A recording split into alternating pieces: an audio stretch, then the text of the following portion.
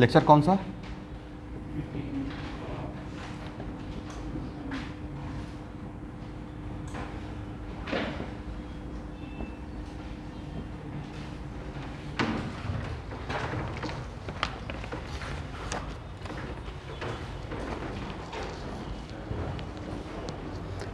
Okay everyone, तो हम लोग प्रॉब्लम सॉल्व कर रहे थे मोल कॉन्सेप्ट का।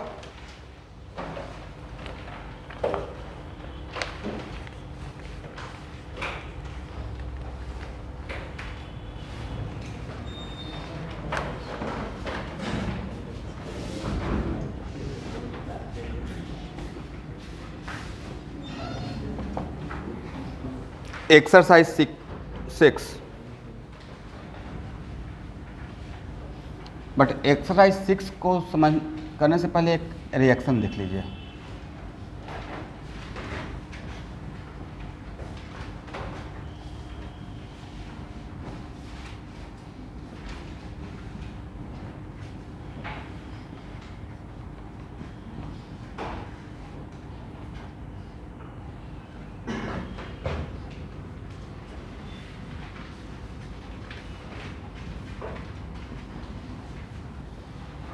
यहां देखिएगा सब लोग, इस 3 रिएक्शन में कॉमन रिएजेंट कौन है? कॉमन जो दो मतलब 2 रिएक्शन को आपस में रिलेट करता है, सी एंड ई, सी एंड। तो इस टाइप के रिएक्शन को बोलते हैं सीक्वेंस रिएक्शन। मतलब ए होगा, यहां से जो सी मिलेगा, मतलब it is kind of what, series reaction या सीक्वेंस रिएक्शन। तो इस टाइप का रिएक्शन में आपको हो सकता है कि मैं जी का अमाउंट या मोल बताकर ए का पूछूं। क्या देकर क्या पूछें? और अगर इसका नाम सीक्वेंस रिएक्शन बोला हुआ है, क्या बोला हुआ है? सीक्वेंस। इसका मतलब ए होने के बाद ए होगा और ए होने के बाद ए होगा, करेक्ट। तो मान लेते हैं कि एग्जाम्पल को it is kind of theory मान लीजिएगा सीरीज रिएक्शन का। इसको सॉल्व कैसे करते हैं? तो इसको सॉल्व करने का तरीका होता है कि मान लें कहीं से भी कोई रैंडम दे देंगे। तो मान लेते हैं कि जी का 4 मोल बना है, तो ए का कितना मोल खर्च होगा? तो डायरेक्टली यहाँ से यहाँ नहीं बोल सकते हैं आप, पहले जी के हेल्प से क्या निकालेंगे? ई, राइट। तो यहाँ पे सपोज कीजिए कि इसका अगर 4 मोल है तो ई का कितना मोल खर्च हुआ होगा?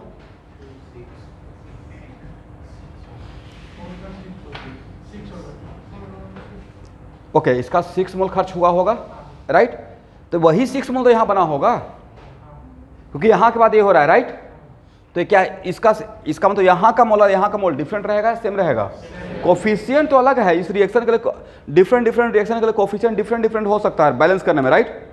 बट यहाँ पे 6 मोल है तो यहाँ पे कितना मोल बना होगा? तो क्या इसके हेल्प से सी निकाल लेंगे? कितना? 3। इसका 2 मोल, सॉरी 12 ना, इसका 2 मोल के लिए इसका 2 मोल से इसका 1 मोल बनता था, ऐसे बोलिए। इसका 1 मोल के लिए इसका 2 मोल चाहिए, इसका 6 मोल के लिए इसका कितना चाहिए? 12। तो यहाँ पे इसका कितना 4 लिए थे तो इसका कितना चाहिए था? 6। और इसका 6 के लिए इसका कितना चाहिए था? 12। वही 12 तो यहाँ रहेगा। अब बोलिए, इसका 1 मोल से इसका 3 मोल, इसका 3 मोल के लिए इसका 1 मोल चाहिए, तो इसका 1 मोल के लिए 1/3, तो इसको 12 के लिए कितना चाहिए? ये चांस की बात है, मेरा कोई प्लानिंग नहीं था कि यहाँ भी 4 यहाँ भी 4 हो गया। इसको रट मत लीजिएगा कि दोनों इक्वल हो जाता है, नहीं। एक मिनट, लेट मी फिनिश। एक कॉन्सिडेंस ऐसा हो गया, बट सीक्वेंस रिएक्शन में ऐसे सॉल्व करेंगे, ठीक है? हाँ बोलिए।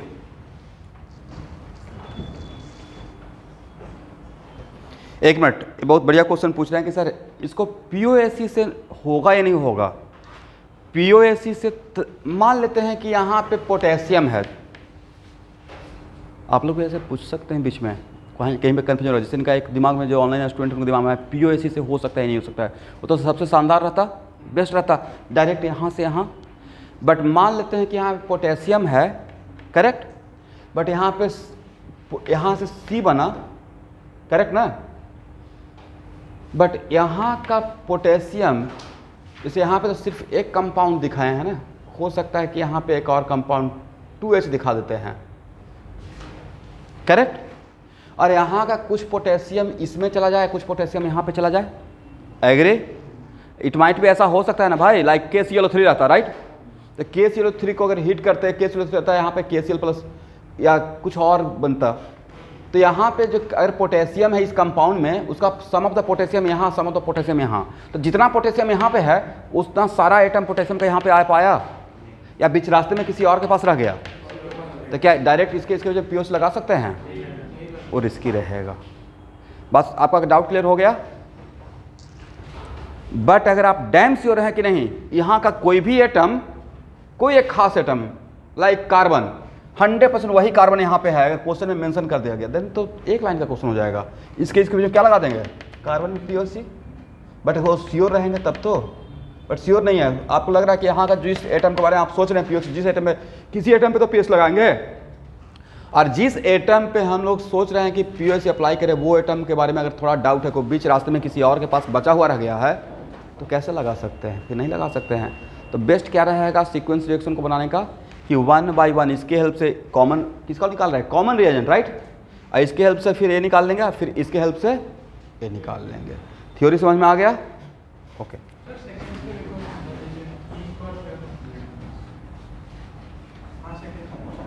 क्या बोले? अच्छा 12 कैसा हुआ?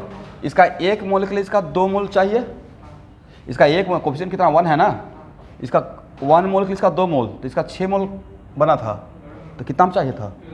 12 मोल, करेक्ट। ओके एवरीवन, हाँ करना पड़ेगा, इसी मेथड से सॉल्व करना पड़ेगा इसको। देखिए मेरा यहाँ पे काम है कि आपको ज़्यादा उलझा के नहीं रखना है। बाद में और भी मेथड हो सकता है, लेकिन जो अभी मेरे लिए सबसे आसान रहेगा कम टाइम में, राइट। मैं भी नहीं बोल रहा हूँ कि साइंस है तो एक ही मेथड रहेगा, बट बेस्ट क्या है अभी जहाँ पे आपको कम डाउट हो, कन्फ्यूजन हो। तो क्वेश्चन नंबर, अब तो आपको हिंट कर दिया, क्वेश्चन नंबर 1 बना सकते हैं।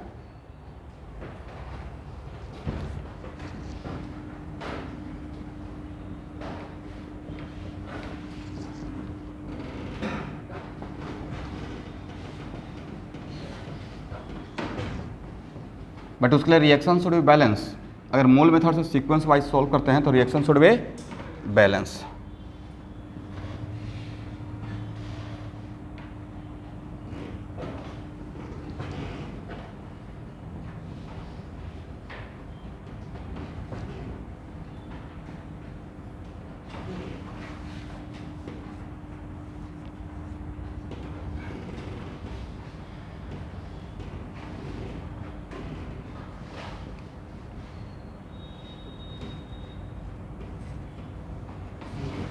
देखिए तो तीनों रिएक्शन बैलेंस है।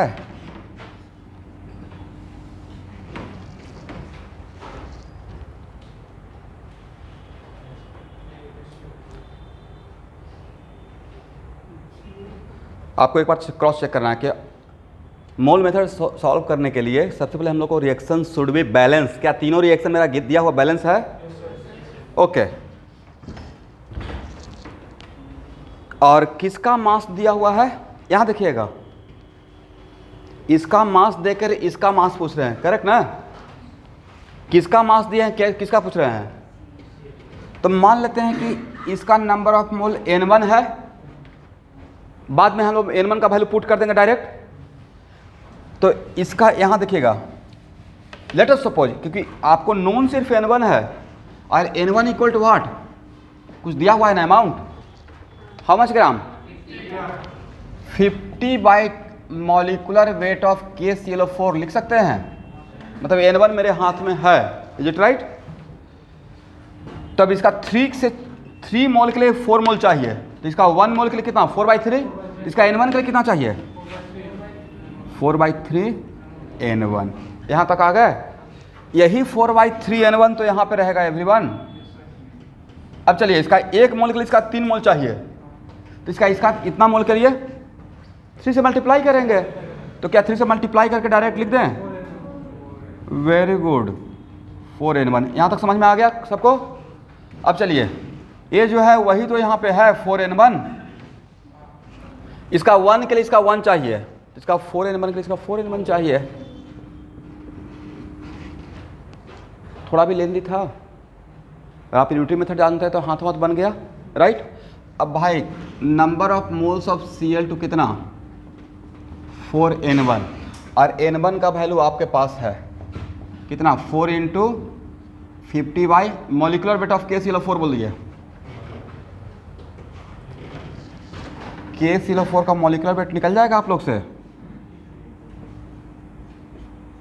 सर 39 प्लस 35.5 और प्लस 64, जरा ऐड करके बताएं तो।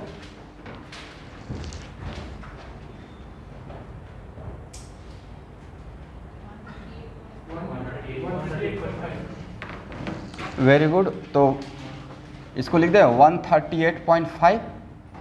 दिस इज योर व्हाट, ये है total number of mole of chlorine. तो क्या यहां से मास ऑफ क्लोरीन निकल जाएगा everyone? Sir mass of chlorine के लिए दिस वन 138.5, ये क्या लिखा है यहाँ तक number of moles of chlorine और मॉलिकुलर वेट ऑफ क्लोरीन, ये Cl2 का मोल निकला था, राइट। 71 से मल्टीप्लाई कीजिए, अब मल्टीप्लाई करने के बाद आंसर बताइए तो कितना आता है।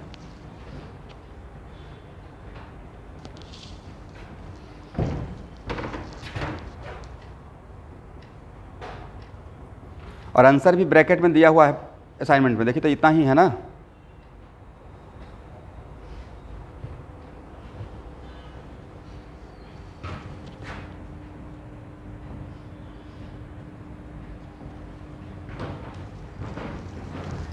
देखिए इनिशियली डायरेक्ट अगर एक क्वेश्चन दे देते, थोड़ा भी हिंट नहीं दिए, विदाउट हिंट, तो थोड़ा आपको ये लेंदी लगता, बट ये क्वेश्चन लेंदी नहीं था, बस फास्टली हम लोग को यूनिटरी मेथड से यहाँ पे आना था, राइट। तो इसको ऐसे सॉल्व कीजिएगा।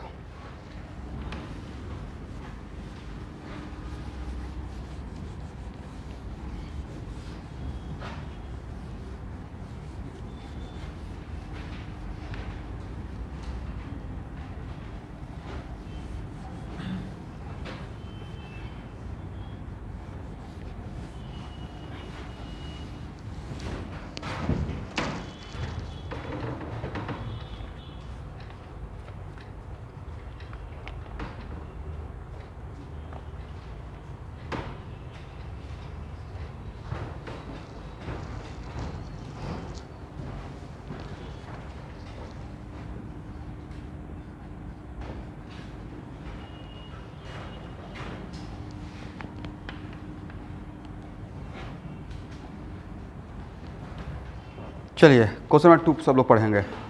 1 gram of pyrolusite was treated with excess of concentrated HCl and the chlorine gas was passed through a solution of potassium iodide when 1.27 gram of iodine were liberated.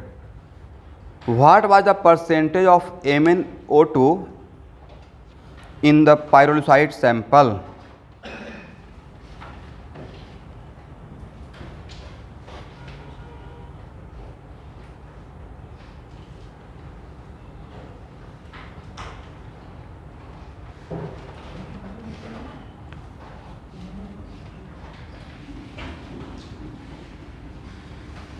अब देखिए एक minute, it is very important to note that कि यहाँ पे pyrolusite कुछ होता होगा और उसमें MnO2 भी रहता है, करेक्ट।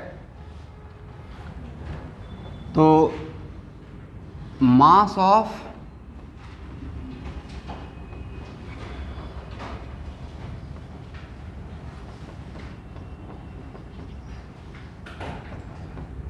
वन ग्राम है, इसमें मास ऑफ, बात मत कीजिएगा, MnO2 x ग्राम मान लेते हैं। तो अगर आपको मैं x का वैल्यू बता दूँ तो काम चल जाएगा। x का वैल्यू बता दें तो कितना हो जाएगा, x/1 × 100 कर दीजिएगा, हाँ या ना। ये हो जाएगा percentage of what,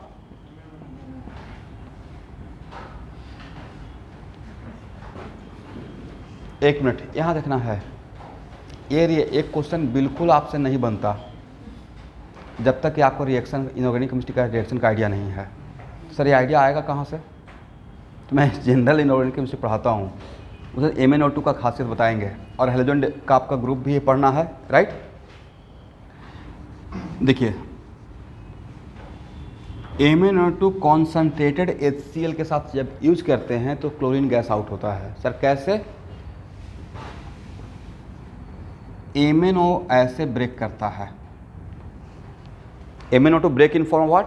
MnO plus nascent. यहाँ सब लोग समझिएगा। तो बहुत सारा एक इनऑर्गेनिक केमिस्ट्री का रिएक्शन ऐसे की रिएक्शन में रटवाता हूँ। देखिए ऐसे, इसको ऐसे देखिएगा तो आपको इनऑर्गेनिक केमिस्ट्री का रिएक्शन का आइडिया होना स्टार्ट हो जाएगा। और यहाँ पे नेसेंट ऑक्सीजन यहाँ से क्या लेगा? हाइड्रोजन, और बन क्या जाएगा? H2 plus Cl2। और यहाँ का मैग्नीज का एक खासियत है, इसका नाम पढ़िए तो। यस, ये क्या है? At the same time salt भी तो है, राइट। इसका मतलब कि सॉल्ट का अनायन को बोलते हैं एसिड रेडिकल, एसिड से आता है। कटायन को बोलते हैं बेसिक रेडिकल। ओके, इसका मतलब है कि सर ये तो एसिड से आया होगा। HMnO4 इसका नाम है परमैग्निक एसिड। पढ़िए मेरे साथ, परमैग्निक।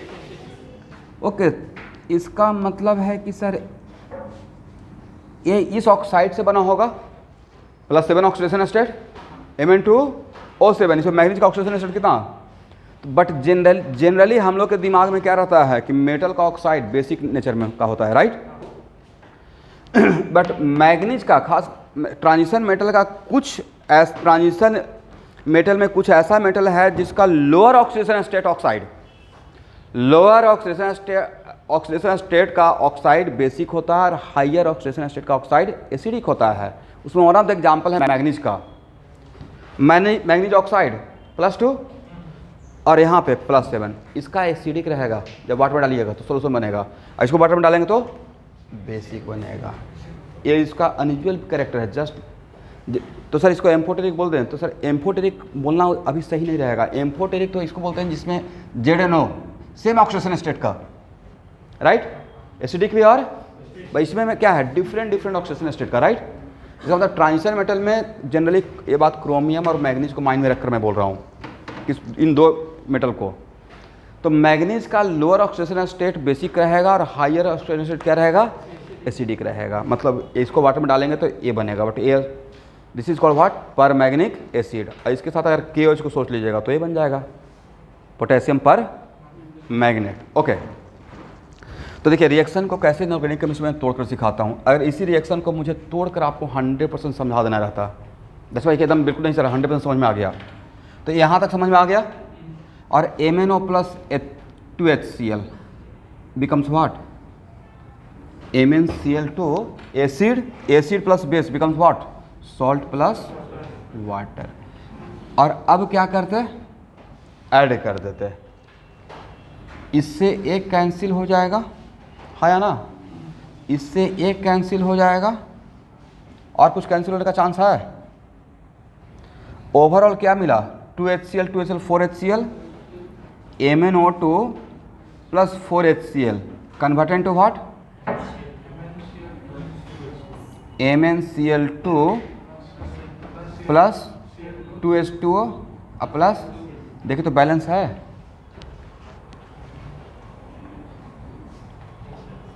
बैलेंस है। तो नेट रिएक्शन होता क्या है ना कि नेट रिएक्शन आपको बुक में ए दिया रहेगा, तो उस टाइम पे हो सकता है कि आपको कन्फ्यूजन हो कि फिर एसिड बेस रिएक्शन हो गया। लेकिन यहाँ पे भी देखिए +4 से +2 में चला गया है। खासियत +4 से, तो ऑब्वियसली जाना भी चाहिए था। इस स्टेप में ही इसका क्या हो गया? रिडक्शन। ऑक्सीजन का जाना इज व्हाट? रिडक्शन। यहाँ पे +4 में था, यहाँ पे क्या हो गया है? +2 में हो गया है। तो इसी रिएक्शन को तोड़कर मैंने ऐसे समझा दिया। इसको लिख लीजिए थोड़ा सीख के। तो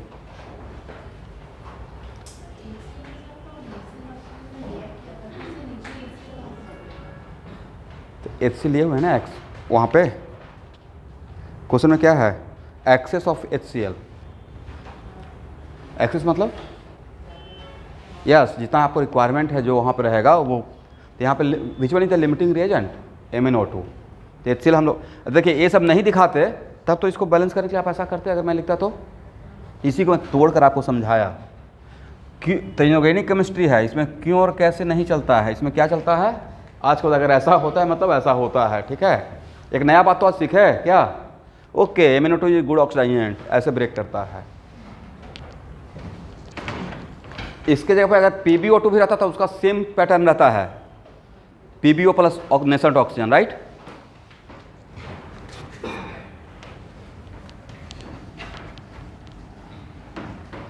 अब आपके दिमाग में सर एग्जाम में आते तो क्या करते, बैलेंस ही नहीं होता। बड़ा कन्फ्यूजन तो क्या होता कि पायरोलिसिट में और क्या क्या है, तो क्या है उसमें मेरा क्या इंटरेस्ट है। मेरा इंटरेस्ट यहाँ पे क्वेश्चन में हिंट दिया गया MnO2, और इस क्वेश्चन को मैंने बोरो किया है RC मुखर्जी की बुक से। एक बहुत अच्छी बुक है फिजिकल केमिस्ट्री का जिसको मैं फॉलो करता हूँ, modern approach of chemical calculation. उसमें सिर्फ न्यूमेरिकल के लिए।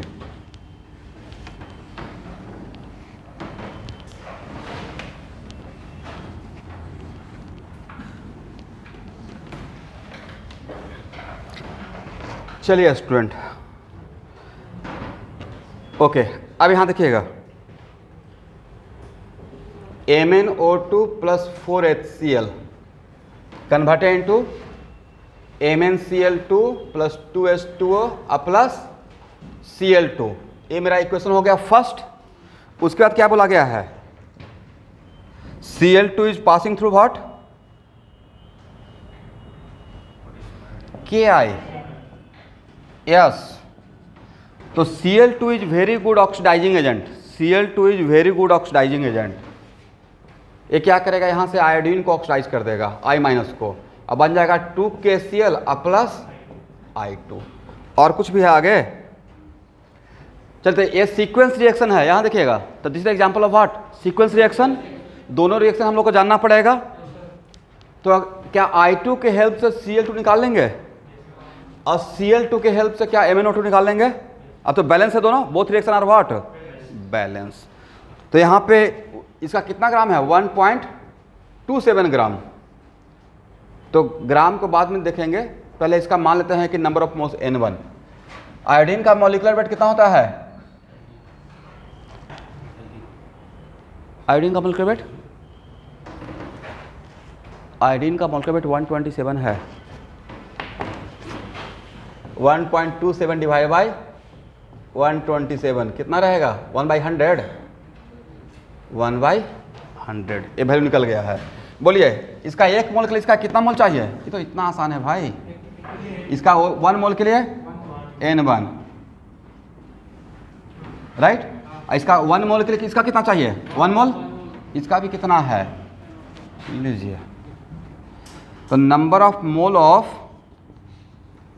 Moles of MnO2 equal to N1 equal to what, 1/100।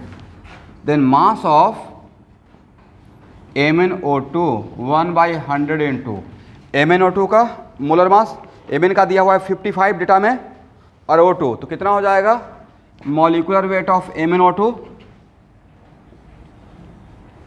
55 अब प्लस 32 कितना हो जाएगा एवरीवन, 87, मतलब 0.87 ग्राम। क्या सही है। तो percentage of MnO2 0.87 divide by 1 into 100, 87% आना चाहिए। आंसर क्या है, 43.5।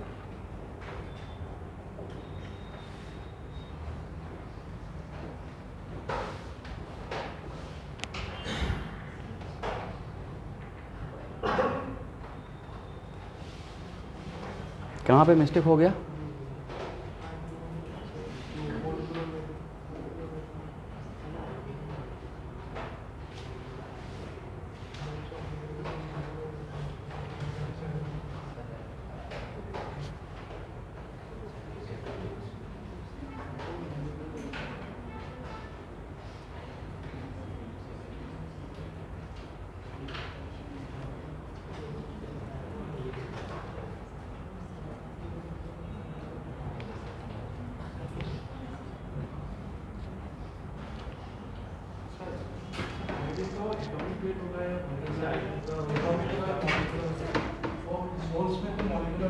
ओहो, देखिए यहाँ पे मिस्टेक हो गया स्टूडेंट, ये एटॉमिक वेट था आयोडीन का 127। यस यस,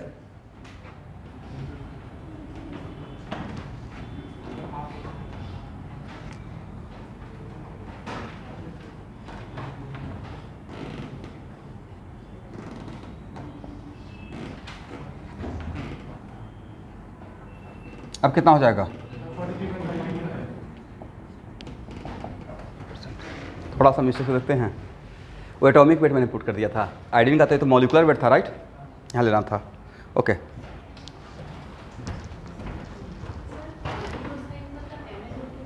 क्या बोले?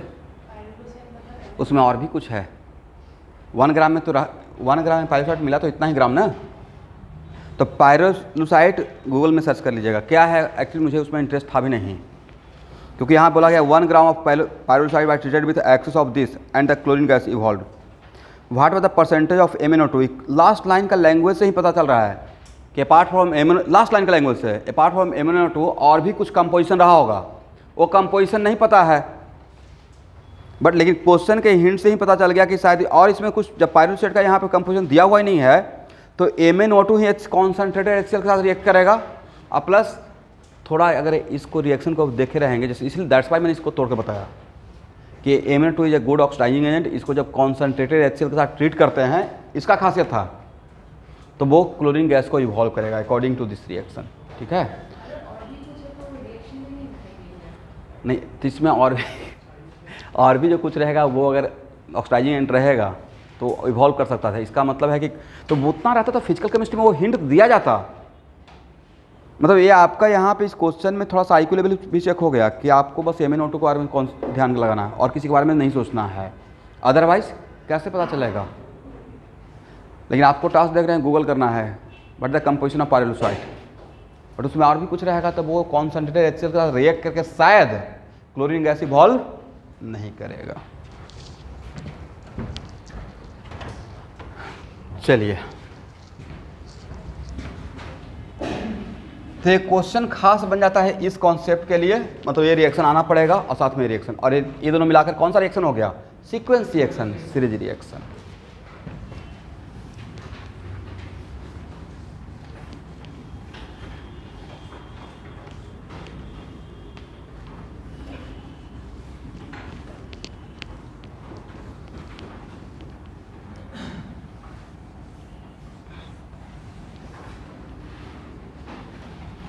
चलिए,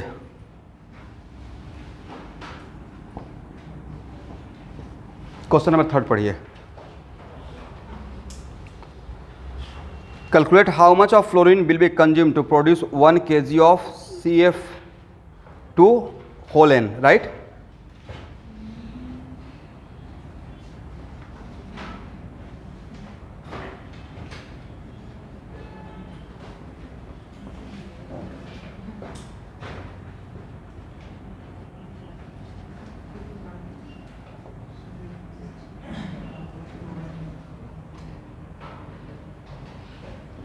देखिए बैलेंस है या अनबैलेंस है, अगर अनबैलेंस तो बैलेंस कराना है,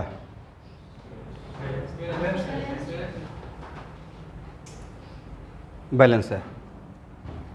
उसके बाद CH2 whole N, sir N का वैल्यू तो पता है ही नहीं, N दिया हुआ है नहीं दिया तो हो सकता है कि क्वेश्चन सॉल्व करने के टाइम पे N कैंसिल हो जाए, ये भी तो हो सकता है।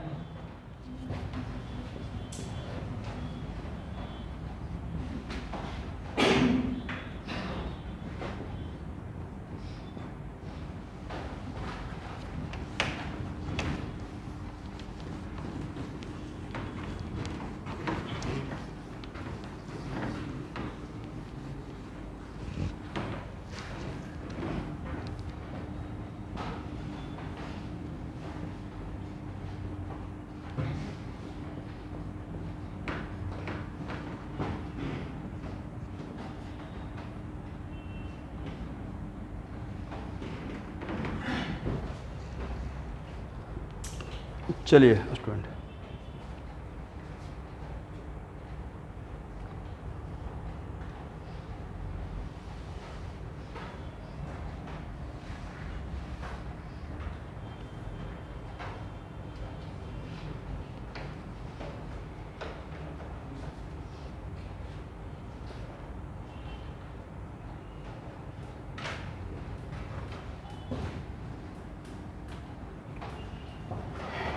यहाँ देखिए, इसका नंबर ऑफ मोल N1 मान लेते हैं, एग्री, करेक्ट ना।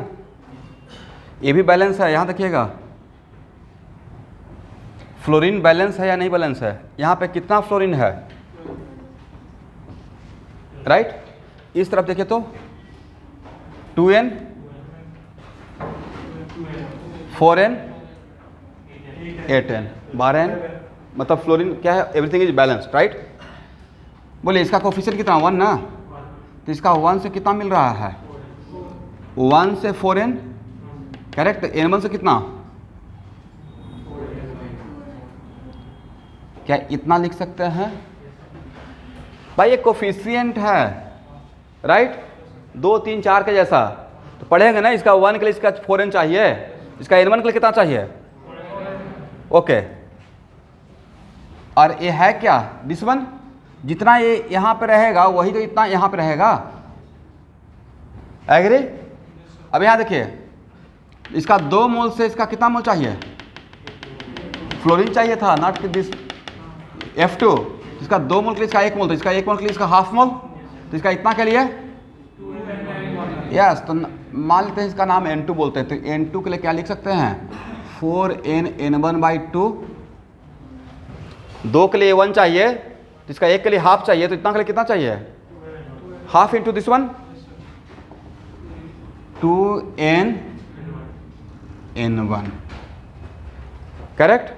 अब N1 का वैल्यू अगर पुट करते तो मेरा काम बन जाएगा भाई, N1 इक्वल टू क्या लिखेंगे, तो सर N1 के लिए आपको लिखना पड़ेगा, इसका मास कितना 1 kg ना, 1000 ग्राम, और डिवाइडेड बाई इसका मोलर मास, कार्बन का होता है 12 और फ्लोरीन का कितना होता है 19, तो कितना हो गया 38 और प्लस 12 कितना 50, तो 50 या 50 इंटू N 50N, करेक्ट ना।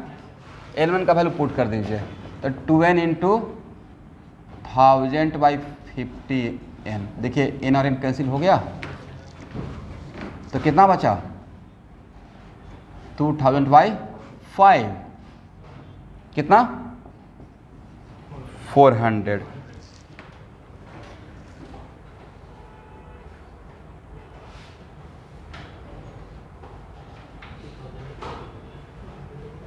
कहीं पे कुछ मिस्टेक तो नहीं हो गया,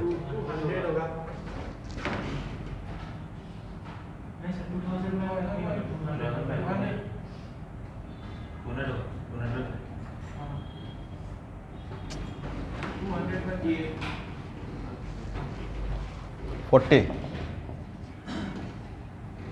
40 मोल मिला है, कितना मिला है, then mass of F2 equal to 40 into 38 कीजिए,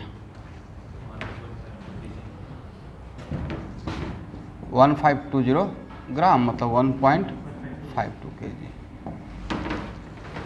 देखिए स्टूडेंट, एक क्वेश्चन जितना आसानी से आप सॉल्व कर लिए उतना आसान था नहीं, N देखकर ही आप घबरा जाते हैं, एक बहुत बड़ा CO2 प्रेशर क्रिएट होता कि N क्या है, N यहाँ भी है यहाँ भी है, बट अगर सिस्टमैटिक वे में अगर इस क्वेश्चन को एनालाइज किए हैं तो 2 लाइन में क्वेश्चन बन गया है, बस सीक्वेंस रिएक्शन को फॉलो कर लिए, राइट। और जब N नहीं दिया हुआ है तो बैक ऑफ द माइंड क्या चलेगा कि एट द एंड ऑफ ये क्वेश्चन N और N आपस में कैंसिल होगा, अदरवाइज कैंसिल नहीं होगा N तो आप वैल्यू बता पाएंगे क्या, नहीं बता पाएंगे। इसको लिख लीजिएगा ऐसे, समझ में आ गया ना, ओके। चलिए क्वेश्चन नंबर 4 को छोड़ दीजिए, ये आपके काम का क्वेश्चन नहीं है। बाकी इंजीनियरिंग वाले स्टूडेंट जो भी हैं, जो ऑनलाइन भी क्लास कर रहे हैं, वो क्वेश्चन नंबर 4 को ट्राई करेंगे, मेडिकल वाले छोड़ दीजिए क्वेश्चन नंबर 4 को।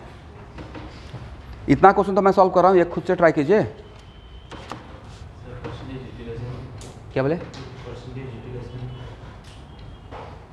कौन सा क्वेश्चन, छोड़ दीजिए, क्वेश्चन नहीं चाहिए इंजीनियरिंग वाले बच्चे। अच्छा आपको चाहिए, आप इसको ट्राई कीजिएगा, एक क्वेश्चन ट्राई कीजिए, नहीं बनेगा तो मैं हिंट कर दूंगा, ठीक है भाई। टीचर पे 100% डिपेंड नहीं करना है, न्यूमेरिकल सॉल्व करने के लिए खुद भी तो एफर्ट लगाना है। परसेंटेज यूटिलाइजेशन का मतलब ये हुआ कि आप कुछ खाने के लिए लाए अपने यहाँ 2 kg सामान, 1.8 kg यूज़ किए, बाकी 200 ग्राम फेंक दिए, यूटिलाइजेशन कितना हुआ 1.8, तो percentage utilisation 1.8/2 into 100, this is called percentage of utilisation. यहाँ देखिए, पेड़ पौधा के आसपास में बहुत सारी चीज़ डालते हैं ना, यूरिया, पोटास, राइट, बहुत सारी चीज़, फर्टिलाइज़र, नाइट्रोजनस फर्टिलाइज़र भी डालते हैं, राइट। यूरिया क्या है? नाइट्रोजनस है, उसमें नाइट्रोजन है। हो सकता है कि आपने वहाँ पे डाला, प्लांट बहुत हद तक कंज्यूम किया, बट 100% कंज्यूम नहीं भी तो कर सकता है, वेस्ट हो गया। तो जितना डाला, जितना यूटिलाइज किया, उसने कंज्यूम किया, तो परसेंटेज ऑफ यूटिलाइजेशन कितना? अमाउंट कंज्यूम और divided by amount taken into 100। ये तो वर्ड में ही पता चल रहा है। चलिए एवरीवन,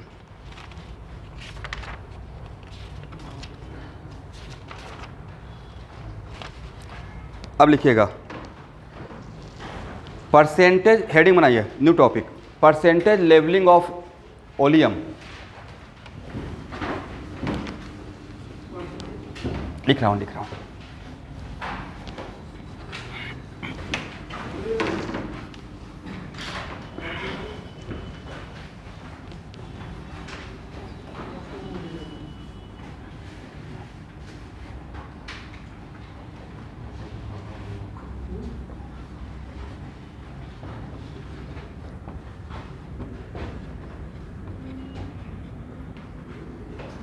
यहाँ देखिएगा,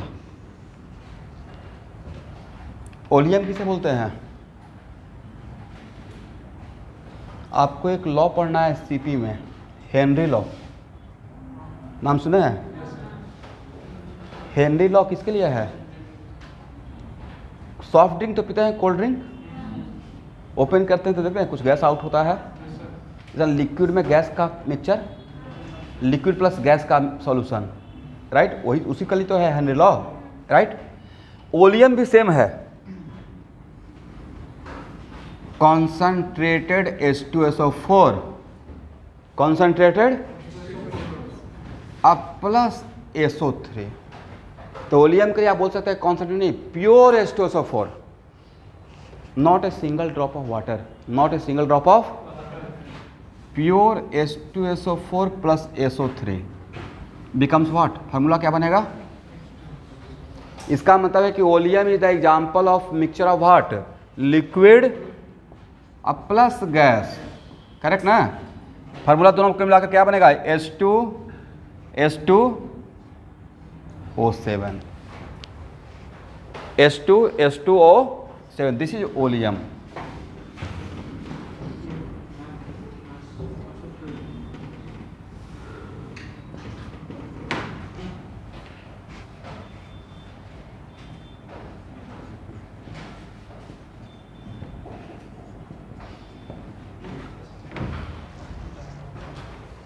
देख दो, 7 ऑक्सीजन है, वो स्ट्रक्चर है ओलियम का, ड्रॉ कर लीजिएगा ब्रैकेट में। This is the structure of oleum, this is the structure of oleum.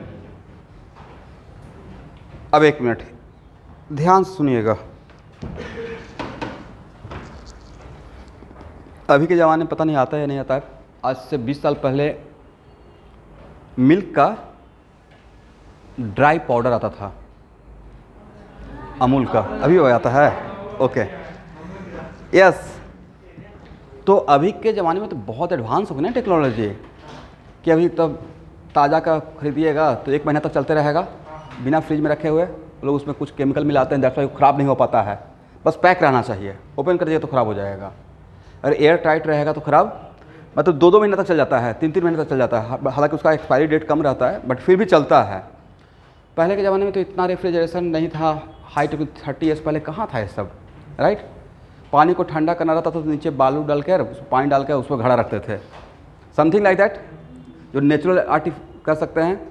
तो उस ज़माने में क्या था, अच्छा कंपनी उस टाइम क्या करता था, डायरेक्ट ड्राई पाउडर, राइट, उसको पता है हर घर में पानी मिल जाएगा, और उसमें ले जाता था कि इतना 1 स्पून में इतना वाटर डालना है। और दूसरी बात है कि हम लोग डाइल्यूट या कॉन्सेंट्रेट करने के लिए अपना दिमाग लगा लेते हैं, कॉमन सेंस, बट कंपनी का उस पर इंस्ट्रक्शन रहता है कि इसमें कितना इंग्रेडिएंट का कंपोजिशन दिया रहता है। इवन का लिप्स क्या लेज का पैकेट में भी देखिएगा तो उसमें कंपोजिशन दिया हुआ है, उतना कंपोजिशन पढ़कर हम लोग खाते हैं क्या? उतना कंपोजिशन पढ़ने लगेंगे तो खा पाएंगे, लेकिन सम टाइम नहीं। वो सारा एक्चुअली जहाँ से पास होगा, फर्स्ट टाइम आप कंपनी ओपन करने जा रहे हैं तो सारा कुछ आपको इन्फॉर्मेशन देना पड़ेगा गवर्नमेंट को कि आप इसके लिए इसमें ये मिला रहे हैं। देखते नहीं, कभी कभी होता है कंट्रोवर्सी किसी सॉफ्ट ड्रिंक को लेकर, और कोई बड़ा प्लेयर अगर बोल दिया 1 मिनट तो कहानी ख़त्म। राइट। तो एक्चुअल में सेम सिचुएशन है। तो जो भी हम लोग को अलग अलग कॉलेजेस में, इंडस्ट्री में, जहाँ पे प्योर लेड स्टोरेज बैटरी में तो H2SO4 ही यूज होता है, तो कंपनी अपना ट्रांसपोर्टेशन कॉस्ट बचाने के लिए वो प्योर H2SO4 लिक्विड के फॉर्म में न भेज के ओलियम के फॉर्म में भेजता है। वजह, ओलियम में SO3 भी तो है, तो अगर हम लोग लिक्विड में गैस को कंप्रेस करके डाल के भेजेंगे तो हम लोग का इसमें जो SO3 प्लस वाटर बिकम्स वाट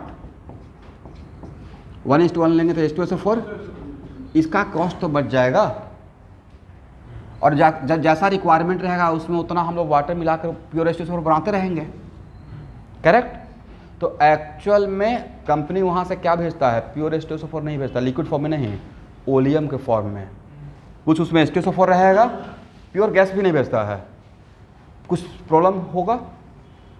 तो एक्चुअल में इसमें क्या मिला हुआ रहता है ओलियम में, और इसमें हम लोग मिक्स क्या करते हैं, और उसमें लिखा रहता है ऐसे, उस बोतल पे ऐसे लिखा रहेगा 109% ओलियम। ध्यान सुनिएगा क्या लिखा रहेगा।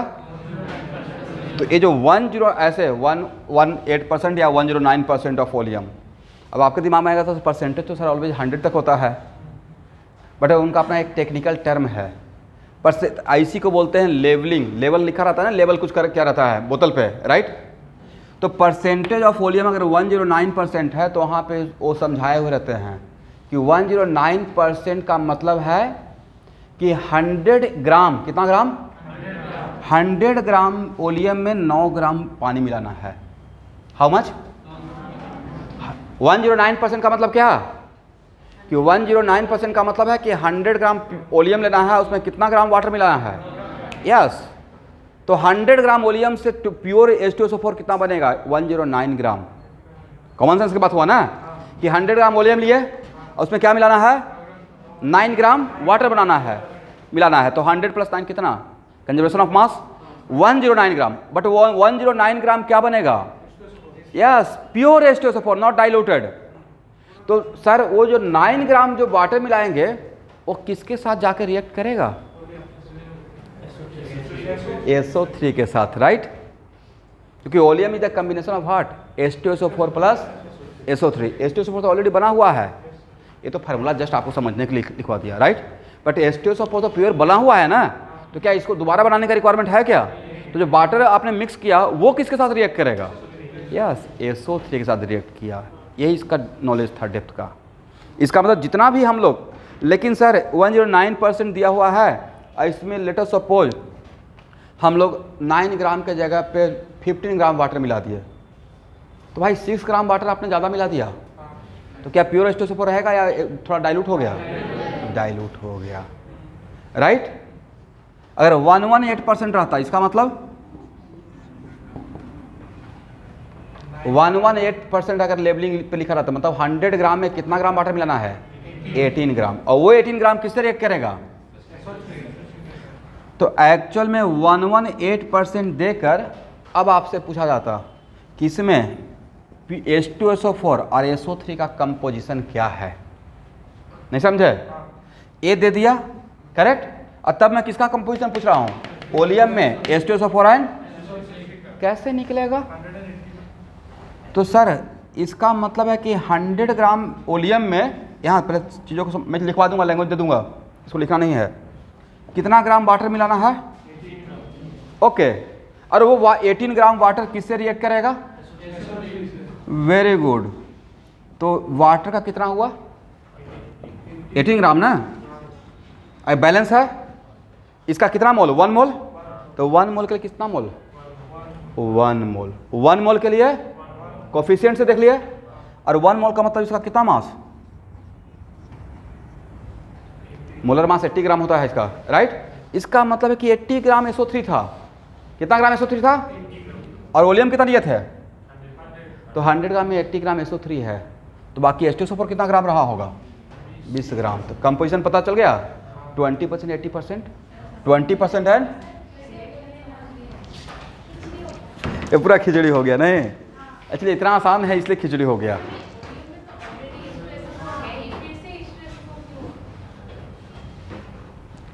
वॉल्यूम में H2SO4 है, SO3 भी तो है।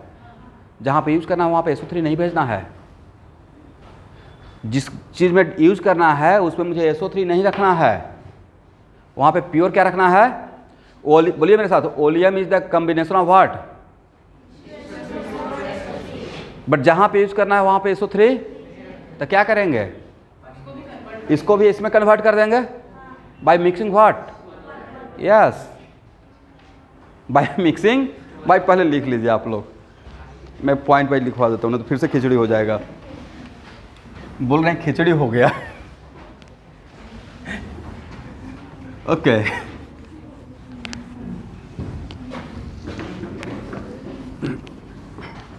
इस पे एक इंटरेस्टिंग स्टोरी सुना देता हूँ, उसके बाद क्लास को आगे बढ़ाएंगे। मेरे वाइफ तो ये वीडियो देखेंगे नहीं, मतलब शादी से पहले मतलब ऐसे ही तो नहीं, कभी थोड़ा बहुत, ये तो 2014 का बात है। तो मैं फ़ोन पे फर्स्ट टाइम जो बात किया तो उनके घर, उनसे बात किया। उनके सिस्टर नोएडा में थे, अभी तो बेंगलोर शिफ्ट कर गए हैं। और एक बहुत अच्छा कॉलेज है BIT मिश्रा, उसमें IIT एडवांस के थ्रू एडमिशन होती है, अल्टीमेट है। VIT नहीं, BIT। गूगल पर उसको IIT एडवांस के थ्रू इसमें एडमिशन होती है, अल्टीमेट है। मतलब इसको कह सकते हैं कि टॉप 10 NIT में से वन ऑफ देम काउंट कर सकते हैं। मतलब अल्टीमेट प्लेसमेंट है। तो वहाँ से वो कंप्यूटर साइंस पढ़े हुए हैं और पहले एक कंपनी में थे, अभी तो बहुत बड़ी कंपनी में उनका शिफ्टिंग हो गया, PwC, बहुत अच्छी कंपनी है, बहुत हाई पैकेज पे, मतलब 25+। तो देखिए कैसे लक काम करता है, लेकिन उसमें हार्ड वर्क भी है। तो जब फर्स्ट टाइम मैंने बात किया तो अभी तो मैं क्लास में बहुत धीरे धीरे बोलता हूँ और फिर भी थोड़ा फास्ट हो जाता है, बट बात किया तो लोग बाद में बताते हैं कि मुझे किसी को कुछ पता नहीं चला था कि मैं क्या बात कर रहा हूँ। कि फ़ोन पे मुझे बहुत पेशेंस नहीं है, मतलब नहीं है बात करने का। अगर आप भी कभी कॉल कीजिएगा ना तो मैं कोशिश करूँगा कि वह 1-8 मिनट में बात को बाइंड अप करें। ऐसा नहीं कि हाँ कभी कुछ समझाना है तो दूसरी बात है। जैसे व्हाट्सएप पे भी कोई स्टूडेंट प्रॉब्लम भेजते हैं तो व्हाट्सएप पे कैसे भेजेंगे भाई, इतना टाइप करना पड़ेगा ना। उससे बेटर है कि आप मुझसे टाइम ले लीजिए, सर एक क्वेश्चन है आप मुझे कॉल करके समझा दीजिए। कॉल पे समझा सकता हूँ, राइट। तो बात किया, कुछ किसी को कुछ पता ही नहीं चला। सब हाँ में हाँ बोल रहे हैं, हाँ हाँ ठीक है। अब मुझे लगा कि मैंने सब कुछ बता दिया अपने बारे में। और थोड़ा होता है ना कि शादी के टाइम पे लोग पता करते हैं ना, हाँ कहीं झूठ तो नहीं बोल रहा है, IIT किया है नहीं किया है। राइट।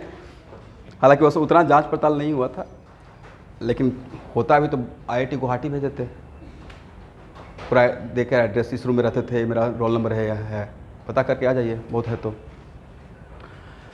तो बाद में देखिए अब हो गया। अभी भी सिचुएशन में कुछ ऐसा ही है, लेकिन अब तो फेस टू फेस सामने रहेगा तब तो समझना ही पड़ेगा ना एक दूसरे की बातों को।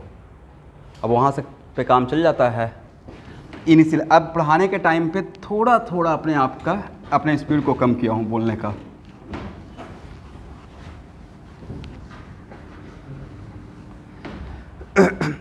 मेरा सबसे ख़राब फीडबैक बात करने का मेरे वाइफ से ही मिलता है। बोलते हैं कि बोलना क्या चाहते हो, समझाना क्या चाहते हो।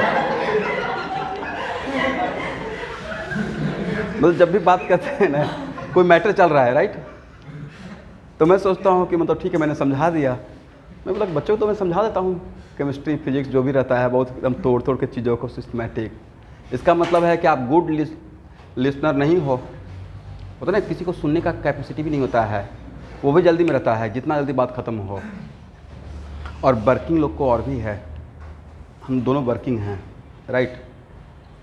तो क्या होता है कि दिन भर काम करके जाइएगा ना तो ऐसे ही इरिटेटेड रहिएगा ऑफिस के वर्क से, और ख़ासकर बैंक का जॉब तो आज के डेट में बैंक में है वो, तो बैंक और उसमें भी उनका डिपार्टमेंट है CBO, मतलब जहाँ पे चेक क्लियरेंस होता है, बैंक ऑफ बड़ौदा। हालांकि इस ब्रांच में नहीं है, इस ब्रांच में आने से तो बहुत प्रॉब्लम है। डिग्री ऑफ फ्रीडम खत्म हो गया ना आपका, ऐसे ही डिग्री ऑफ फ्रीडम खत्म है। शादी करने के बाद सच में खत्म होता है भाई। आप लोग सब लोग इतना बढ़िया लाइफ जी रहे हो, मैं अपना, अब ये नहीं कि मैं रो रहा हूँ रोने की बात नहीं है, बट डिग्री ऑफ फ्रीडम है कि सपोज कीजिए कि आपने 8 बजे क्लास लिया। बैचलर लाइफ में क्या था, मतलब ऑलमोस्ट 4 और 3 7 और 4 11 11 years almost pure without parents. मैंने पेरेंट्स भी नहीं, अब पेरेंट्स की तरफ से मुझे बहुत फ्रीडम मिला है, उसका मिसयूज नहीं किया। पटना में अकेले था, पेरेंट्स घर पे थे गांव में, कोई कुछ नहीं देखने वाला है। अब उसमें आपको उनकी तरफ से एक स्टेटमेंट है, बनना है तो बन जाओ, बिगड़ना है तो आके खेती करना, 2 ही ऑप्शन है ना। नहीं पढ़ोगे तो क्या करोगे, तो उसके पास 2 ऑप्शन है, अगर बन गए तो अच्छा बनिए, नहीं तो फिर पान का दुकान खोलिए, बढ़िया से गाना लगा के गाना सुनते रहिए, पान लगाते रहिए। 2 ही काम हो सकता था। पढ़ते पढ़ते आप इतना सॉफ्ट बन जाओगे कि आपसे खेती होगा नहीं, और इतना पैसा नहीं है कि हाई टेक्नोलॉजी के साथ आप खेती करना स्टार्ट करेंगे इनिशियली, तो मतलब आपको डू एंड डाई वाला सिचुएशन है। खैर अब शुरू से ही था, 8th क्लास से अच्छा था, मैं साइंस में इंटरेस्ट था, मैथ बहुत अच्छा था, तो ऑब्वियसली कॉन्फिडेंस भी था कि हो जाएगा। उसके पीछे बहुत सेक्रीफाइस किया हुआ है, ऐसा नहीं कि हाँ जैसे तैसे IIT हो गया। बहुत डेप्थ का नॉलेज किया हूँ सब्जेक्ट को, मतलब इंटरेस्ट मन लगा के पढ़ा हूँ, जितना भी पढ़ा हूँ एकदम बिल्कुल बाय हार्ट, मतलब सीखने के लिए, और उसी नॉलेज से भी आपको पढ़ाता हूँ जो भी ऑर्गेनिक वगैरह। उसमें गुरु भी बहुत अच्छे मिल गए, one of the best, God father. Organic chemistry का तो अल्टीमेट मिल गया, फिजिक्स का भी अल्टीमेट मिल गया, तो उनके पढ़ाने के तरीका को ही अडॉप्ट किए, ऐसे ही पढ़ाना है, उसमें अपने आप को और डेवलप करते रह गए। तो बहुत सारा चीज़ें हैं, आपको धीरे धीरे करके सीखने को मिलता है। चलिए तो वापस आते हैं परसेंटेज लेवलिंग ऑफ ओलियम। देखिए स्टूडेंट, पहला पॉइंट तो आप लिख लीजिए इसको, oleum is the combination of pure H2SO4 and SO3 gas. Oleum is the combination of pure H2SO4 and SO3 gas, correct? Second point, when water mixed with oleum, oleum is the combination of mixture of pure H2SO4 plus कौन सा gas, SO3 gas. Second point, when water mixed with oleum, then water react with SO3. Then water react with SO3. Produce H2SO4.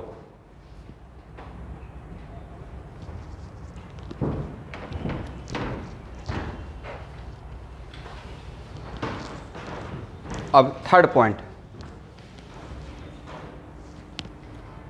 If percentage of oleum is, समझाने के लिए, if percentage of oleum is 109%, if percentage of oleum is 109%, it means that 9 gram of water, it means that 9 gram of water mixed with how much gram, 100 gram of oleum, 100 gram of oleum. अच्छा student, तो 109% अगर levelling, एक minute रुकिए, 109% अगर levelling किया हुआ है तो इज इट कंपलसरी कि मार्केट में ऑलवेज 100 ग्राम का ही बोतल रहेगा? और 500 ग्राम का बोतल है और उस पर लेवलिंग 109% किया हुआ है, तो उस 500 ग्राम में कितना वाटर मिलाएंगे वह कैसे कैलकुलेट कीजिएगा? Unitary method, right. 100 ग्राम में 9 ग्राम, दोनों 1 ग्राम में 9/100, देन 500 ग्राम में 9/100 इंटू 5 मतलब 45 ग्राम, ये निकाल लेंगे ना? ओके चलिए इसको एक प्रॉब्लम से ही देखते हैं। देखिए if percentage of leveling of oleum is 109%, if percentage of oleum is 109%, then find the composition of H2SO4 and SO3 in oleum.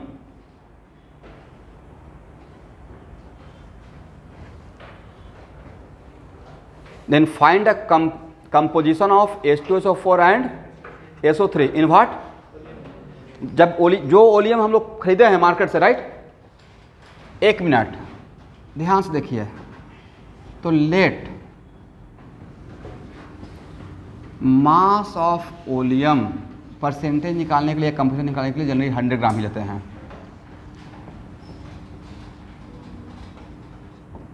यहां तक समझ में आ गया एवरीवन? ओके। तो ये जो मास बना है 100 ग्राम, वो किसका किसका मास रहा होगा? ओरिजिनल जो H2SO4 जो कंपनी दिया होगा, राइट? हम लोग जो बनाए नहीं, जो कंपनी इसमें ओरिजिनली जो इनिशियली जो आया है उस बोतल में है, वो H2SO4 प्लस SO3 गैस है। हम लोग अभी नहीं बनाए हैं, हम लोग तो बनाएंगे। वो किसके कारण बनेगा? SO3 की वजह से, राइट? तो इसमें आप मान तो सकते हैं ना कि ओलियम का मास 100 ग्राम है, तो let mass of SO3 equal to x gram, correct? यहां तक तो मान सकते हैं। अब next, according to the concept, water जो मिक्स करेंगे वो किसके साथ रिएक्ट करेगा भाई? SO3 के साथ, करेक्ट? अब वाटर को कितना, लेवलिंग कितना है? 109%, तो वाटर मिलाना कितना है? 9 ग्राम। प्रोवाइडेड अगर 100 ग्राम लेते हैं तो, 200 ग्राम लेते तो 18 ग्राम, याद रहेगा? And converted to what? H2SO4। इससे ज़्यादा अगर मिलाएंगे तो डाइल्यूट हो जाएगा, करेक्ट? अब बताइए इसका कितना मोल? ये तो मास है ना, ग्राम, ये भी क्या है? मोल निकाल पाएंगे? How much? x/80, correct? और इसका कितना? हाफ। दोनों का बैलेंस इक्वेशन है, दोनों का कोफिशिएंट 1 और 1 है। इसका 1 मोल के लिए इसका 1 मोल, तो इसका हाफ मोल के लिए इसका कितना मोल? Half mole. ये तो x/80 का वैल्यू कितना मोल होना चाहिए? हाफ होना चाहिए। Is it right? ओके। तो x/80 इक्वल टू क्या? हाफ लिख दे, सिंपल है। तो x इक्वल टू कितना ग्राम? यस। इसका मतलब 100 ग्राम में SO3 कितना ग्राम है? 40 ग्राम। तो क्या परसेंटेज ऑफ SO3 निकाल लेंगे? कैसे? 40/100 इंटू 100, कितना परसेंट SO3 है? 40%। और कितना percent H2SO4? Initial H2SO4 initially present in oleum, initially present in oleum, how much percent? 60%। तो कंपोजिशन क्या रहा? 40% एंड 60%। बट अगर आपको आइडिया आज नहीं रहता कि ओलियम में जो वाटर मिलाता है वो किसके साथ रिएक्ट करता है, तब एक क्वेश्चन नहीं बनता। बट मैंने वहाँ पे पॉइंट ही बना दिया उसको। अब तो बन जाएगा। समझ में आ गया? अभी भाई इस सेक्शन से पूछ रहे हैं, समझ में आया या अभी भी खिचड़ी है? हो गया ना? ठीक है। एक दूसरा problem, if percentage of oleum is 118%, if percentage of oleum is 118%, then what the composition of SO3 and H2SO4 in oleum?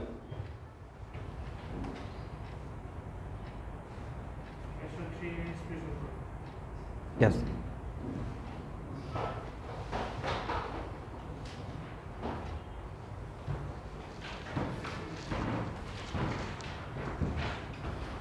Very good.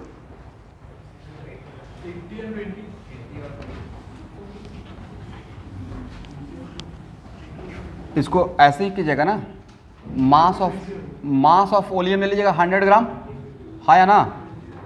Mass of oleum क्या लीजिएगा? यस। और उसमें हम लोग SO3 plus water H2SO4, but इसमें water मिलाना कितना ग्राम है? 18 ग्राम। 18 ग्राम का मतलब कितना मोल? तो इसका 1 मोल से 1 मोल, तो 1 मोल ही तो दिए हैं। तो SO3 को भी कितना रहना पड़ेगा? According to company information, right? जो कंपनी ने इन्फॉर्मेशन दिया उसके अकॉर्डिंग SO3 का 1 मोल होना पड़ेगा। इसका मतलब मास ऑफ SO3 कितना? 80 ग्राम। तो 100 ग्राम ओलियम है, उसमें 80 ग्राम SO3 है, तो लिक्विड फॉर्म में H2SO4 कितना ग्राम रहा होगा? 20 ग्राम। इसका मतलब और 100 में कोई भी काम करते हैं तो जो वैल्यू आता है वही डायरेक्ट परसेंटेज मान लीजिए, राइट? इसका मतलब इस क्वेश्चन में परसेंटेज ऑफ SO3 कितना परसेंट? 80% है। Percentage of H2SO4 initially oleum में जो प्रेजेंट है 20%। तो ऐसा ऑब्जेक्टिव ऑलरेडी पूछा हुआ है जेईई मेन में, नहीं पूछा रहेगा तो यहाँ पे लूँगा ही नहीं। तो ऐसा क्वेश्चन अगर मेडिकल में आता है नीट में तो बन जाएगा। ओके,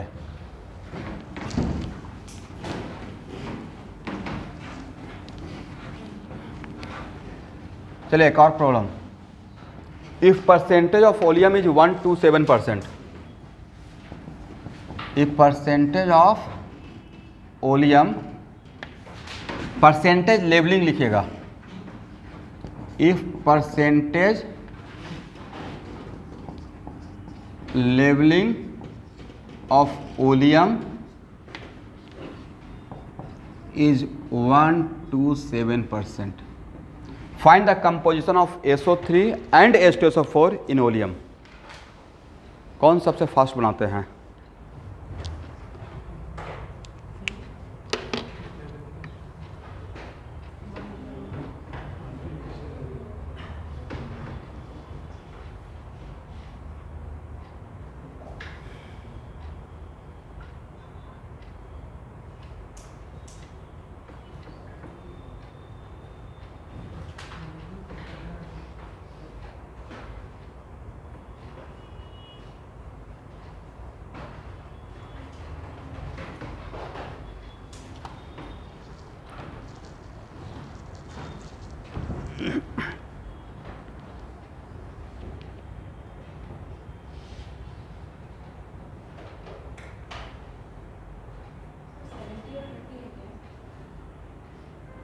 कितना है?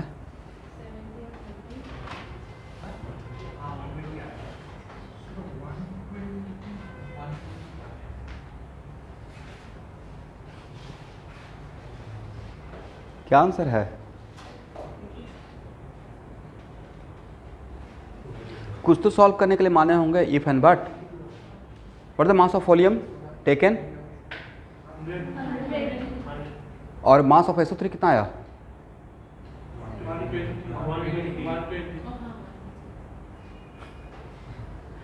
अभी भी किसी को पता नहीं चल रहा है हो क्या रहा है भाई। 100 ग्राम वॉल्यूम दिए हैं। एक कैसे पॉसिबल है, एक कैसे पॉसिबल है कि 100 ग्राम में 120 ग्राम SO3 रहेगा? ये लॉजिकल बात है? नहीं है ना। 100 ग्राम टोटल इसका मतलब है कंपनी ने रॉन्ग लेबलिंग कर दिया है पब्लिसिटी के लिए। सही लेबलिंग किया है, यही क्वेश्चन पूछा जाएगा, ये सही लेबलिंग है या रॉन्ग लेबलिंग है? कंपनी ने सही इन्फॉर्मेशन दिया बोतल पे या गलत दिया? गलत दे दिया है। ये पॉसिबल ही नहीं है। ये पॉसिबल है ये लेबलिंग करना? इम्पॉसिबल है। इसलिए कंपनी ने अपने पब्लिसिटी के लिए क्या कर दिया? यस, फेक लेबलिंग किया है, रॉन्ग लेबलिंग, राइट? मतलब ये पॉसिबल, क्योंकि 100 ग्राम में 120 ग्राम SO3 ही है, तो 100 ग्राम से में 120 ग्राम कैसे होगा भाई? तो ये रॉन्ग लेबलिंग है। क्वेश्चन गलत नहीं है, क्वेश्चन मैंने सही लिया, बट यहाँ पे क्वेश्चन का पूरा स्टेटमेंट क्या रहता कि ये सही लेबलिंग किया हुआ है या रॉन्ग लेबलिंग किया हुआ है? तो रॉन्ग है, ऐसा पॉसिबल नहीं है।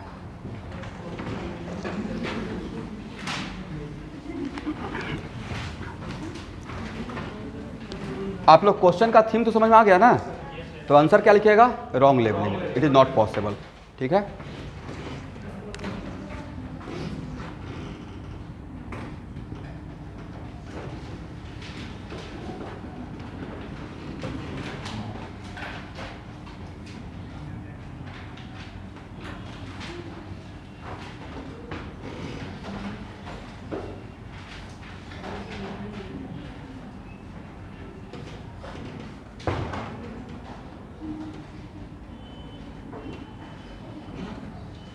चलिए 10 gram of SO3 mixed with 40 gram of pure H2SO4, then what is the percentage leveling of oleum? 10 gram of SO3 mixed with 40 gram of pure H2SO4, then what is the percentage leveling of oleum?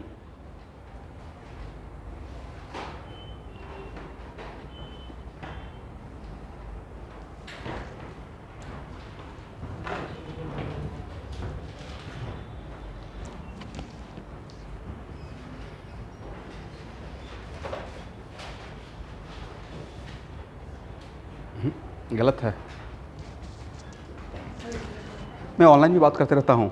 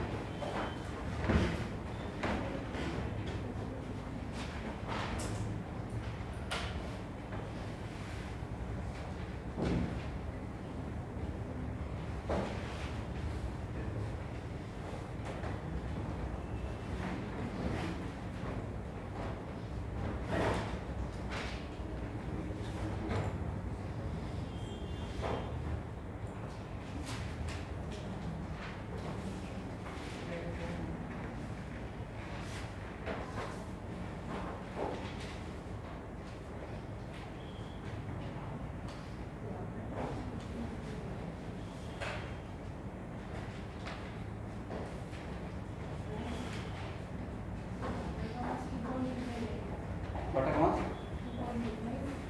2.25 मुझे नहीं पता है।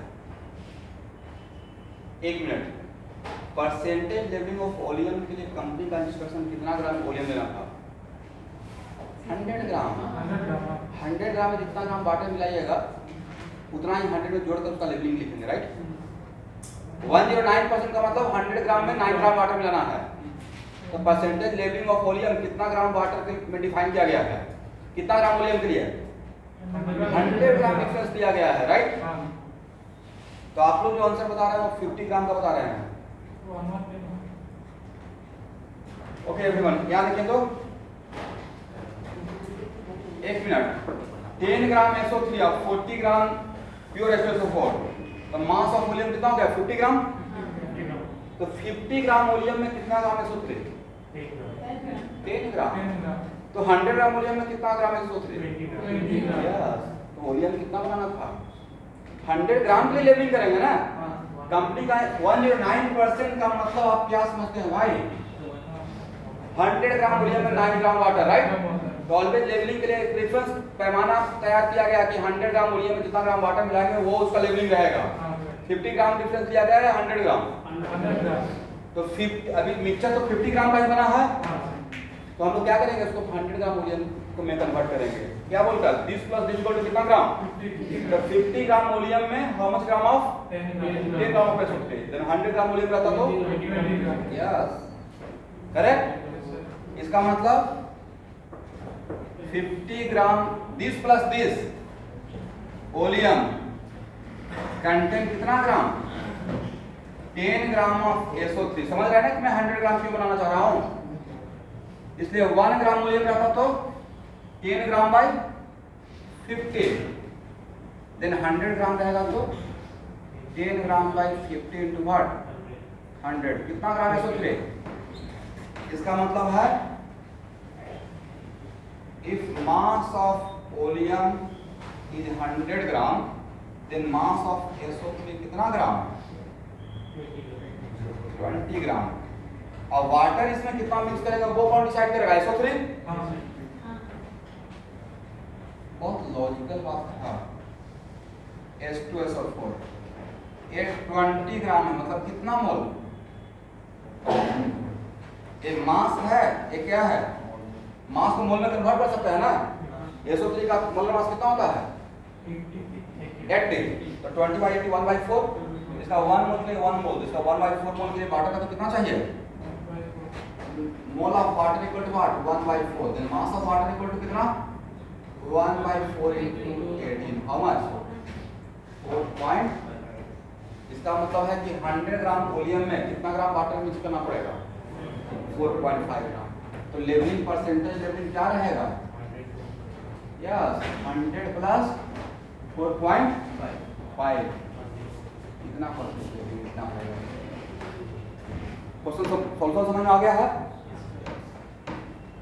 But इसमें mistake होने का chance क्या था? इसमें जो आपने बोला सर 2.25 ग्राम, राइट? आपका क्वेश्चन सही था, आपने सॉल्यूशन सही किया, लेकिन 50 ग्राम की कर दिया। तो लेवलिंग 50 ग्राम वॉल्यूम के लिए लिखा जाता है अकॉर्डिंग टू डिफरेंशियल, या 100 ग्राम के लिए। तो आपको उसमें 2 से मल्टीप्लाई करना चाहिए था, 2 से मल्टीप्लाई करके तो आपको ये आंसर है। ठीक है, समझ में आ गया है ना? ओके, अब हेडिंग बनाइए।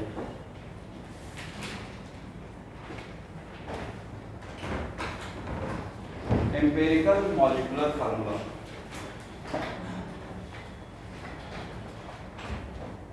एम्पिरिकल मॉलिक्यूलर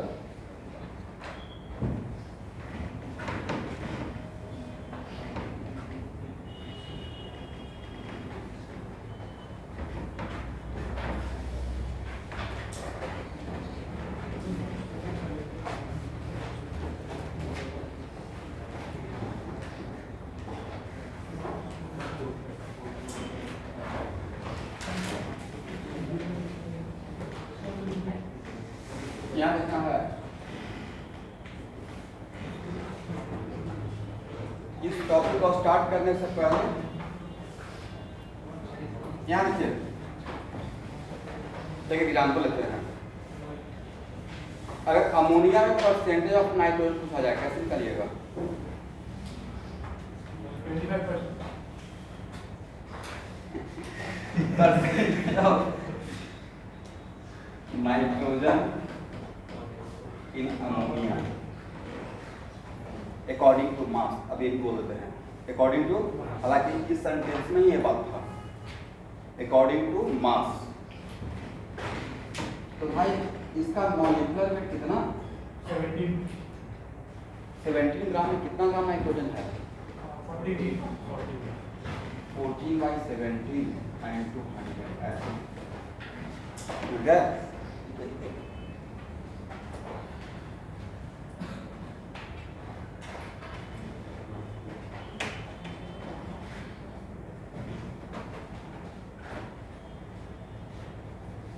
तो परसेंटेज ऑफ हाइड्रोजन कितना रहेगा अमोनिया में? 3/17 अकॉर्डिंग टू मास 3/, या तो इसका परसेंटेज निकाले तो उस परसेंट को 100 से माइनस कर देते। हाँ,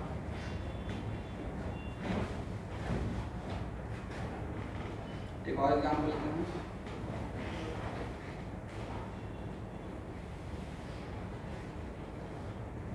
क्या इसमें परसेंटेज ऑफ कार्बन बता सकते हैं according to mass?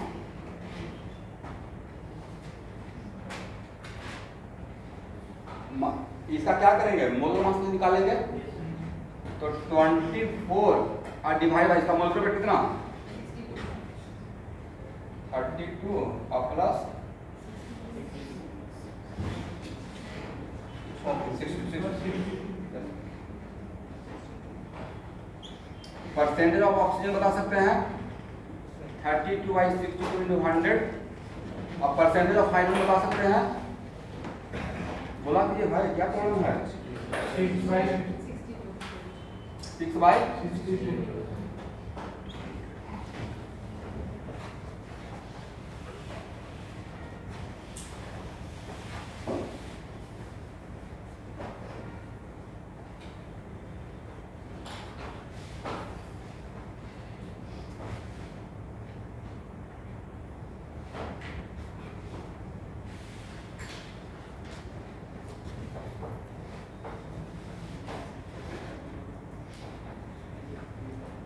Okay student,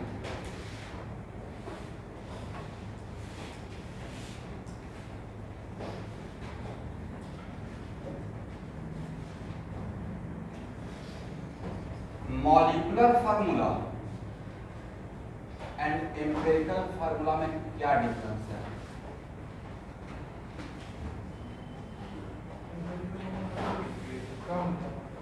कम होता है, एकदम कम होता है। बोलिए, सिंपलेस्ट रेशियो, बट वो सिंपलेस्ट रेशियो इंटीग्रल वैल्यू का, फ्रैक्शन में नहीं। किस वैल्यू का?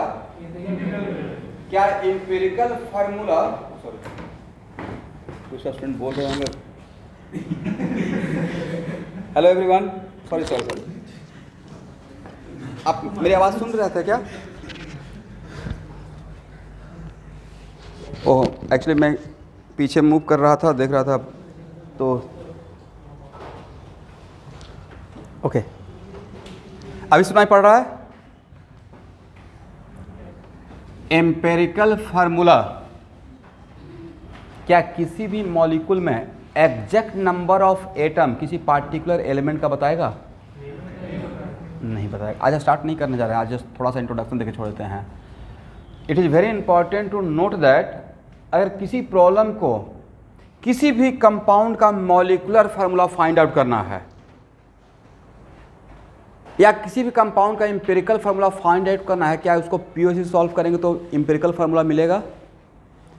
पीओसी एग्जैक्ट बताता है। पीओसी क्या? Total number of principle of atomic conservation. POC से क्या मिलेगा? Exact number of atom in the given compound. तो पीओसी से किसी प्रॉब्लम को सॉल्व करते हैं तो वहाँ से एम्पिरिकल नहीं, मॉलिक्यूलर फार्मूला मिलता है। क्या मिलता है? अब यहाँ देखिए, मान लेते हैं कि एक आपके पास कंपाउंड है, इसको नेक्स्ट क्लास में लैंग्वेज बनाएंगे, पॉइंट बनाएंगे, ठीक है? Benzene, right? ये है बेंजीन, करेक्ट? इसका सिंपलेस्ट रेशियो क्या हो सकता था? C1H1, right? एक और कंपाउंड है एसिटिलीन, बट दोनों सेम कंपाउंड या डिफरेंट कंपाउंड, बट दोनों का एम्पिरिकल फार्मूला। इसका मतलब है कि एम्पिरिकल फार्मूला, कोई भी एक particular empirical formula more than one compound का हो सकता है, राइट? इसका मतलब empirical formula does not give the idea for exact number of atom present in given compound. और यहाँ से एक और चीज़ सीख है कि किसी भी compound, more than one different compound का एम्पिरिकल फार्मूला सेम हो सकता है, करेक्ट? अच्छा बताइए कि इसका मॉलिक्यूलर वेट, तो सर फिर एम्पिरिकल फार्मूला से मॉलिक्यूलर फार्मूला पे आना रहेगा तो कैसे आएंगे? इसका भी, एसिटिलीन का भी ये है और बेंजीन का भी ये है, ओके। तो इसका एम्पिरिकल वेट कितना? एम्पिरिकल वेट 13, और इसका मॉलिक्यूलर वेट 78। तो इसका molecular weight divide by empirical weight कितना रहेगा? 6। इसका मतलब इसका 6 से अगर इसको मल्टीप्लाई कर दें तो बेंजीन मिल जाएगा, और इसका इसमें 2 से मल्टीप्लाई करते हैं, यस। इसका मतलब है कि सर कोई कन्फ्यूजन नहीं होगा, एम्पिरिकल फार्मूला के निकालने के मेथड से मैं एम्पिरिकल फार्मूला निकालूंगा, और क्वेश्चन में अगर गिवन कंपाउंड का मोलर मास दिया रहेगा, क्या नहीं दिया रहेगा? मॉलिक्यूलर वेट, तो उस मॉलिक्यूलर वेट को इसका एम्पिरिकल वेट से डिवाइड कर दूंगा, और जो नंबर मिलेगा वो ऑलवेज इंटीग्रल नंबर रहेगा। और अगर 1.001 आ गया तो उसको 1 ही पकड़ लेंगे, ठीक है? तो उस नंबर को क्या मोलर मास दिया रहेगा, तो एम्पिरिकल मास, एम्पिरिकल फार्मूला से मॉलिक्यूलर फार्मूला पे आने के लिए molecular weight should be known, right? और नहीं दिया रहेगा तो किसी न किसी तरीके से दिया रहेगा। अच्छा, आप लोग को वेपर डेंसिटी पढ़ाया था, रिलेटिव डेंसिटी? डेंसिटी का दो type, specific gravity and vapour density. Okay okay, क्योंकि उसके थ्रू ही तो आगे बढ़े होंगे। पढ़ा दिया है वेपर डेंसिटी। और जो न्यू ज्वाइन किए होंगे तो उनके लिए, जो भी स्टूडेंट न्यू ज्वाइन किए हैं तो वहाँ पे मैं लिख दिया हूँ कौन कौन सा टॉपिक। यहाँ देखिएगा, न्यूली ज्वाइन स्टूडेंट, आप वहाँ से एक बार मिल लीजिएगा, कल तक आपको सारा प्लेलिस्ट फाइल मिल जाएगा। बहुत टॉपिक नहीं स्टार्ट हुआ है अभी, तो बहुत टॉपिक ख़त्म नहीं हुआ है, बहुत टॉपिक स्टार्ट हुआ है ख़त्म नहीं हुआ है, और आर गोइंग ऑन। सब बड़ा बड़ा टॉपिक स्टार्ट कर दिए हैं। मोल कॉन्सेप्ट बड़ा टॉपिक है, इसलिए उसमें 15th लेक्चर देख कर घबराना नहीं है। एक साथ एम्पिरिकल फार्मूला भी तो अपने आप में एक चैप्टर है। यहाँ देखिए, इसका मतलब सर एम्पिरिकल फार्मूला निकालने के मेथड से मैं ए निकाल लूँगा और मोलर मास दिया रहेगा तो इस मोलर मास को, मॉलिक्यूलर वेट को एम्पिरिकल वेट से डिवाइड कर देंगे, और जो नंबर मिलेगा उसमें उस नंबर को इसमें मल्टीप्लाई कर देंगे, तो क्या मिल जाएगा? Molecular formula. क्या मिल जाएगा? Molecular formula. समझ में आ गया है?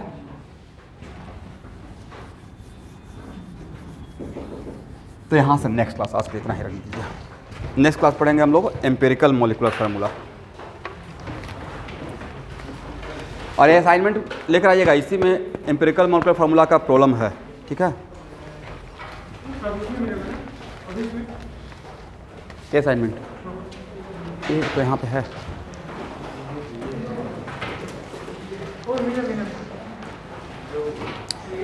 प्लेलिस्ट फाइल के लिए मैं बोल रहा हूँ। हाँ, आपको कुछ प्लेलिस्ट फाइल मिला है?